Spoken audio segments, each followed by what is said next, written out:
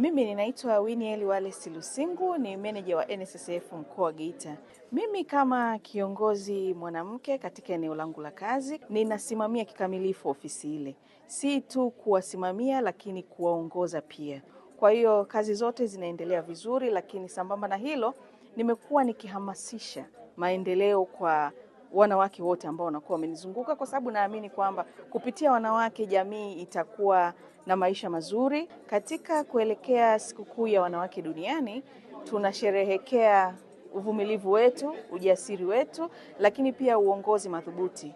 Kama jinsi tunavyofahamu, serikali ya awamu ya 6 inaongozwa na mwanamke jasiri, mama yetu Dr. Samia Suluhu Hassan. Tunaendelea kumshukuru kwa sababu anatambua umuhimu wa wanawake katika maendeleo ya nchi hii.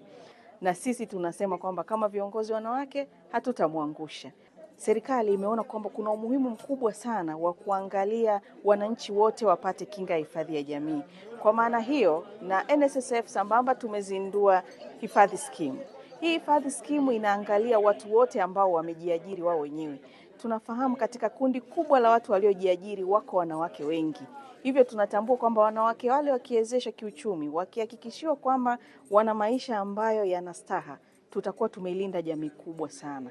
Kwa hiyo nitoe rai kwa wanawake wote kujiandikisha katika hifadhi skimu ili waweze kupata huduma na mafao yote ambayo yanatolewa katika hifadhi skimu.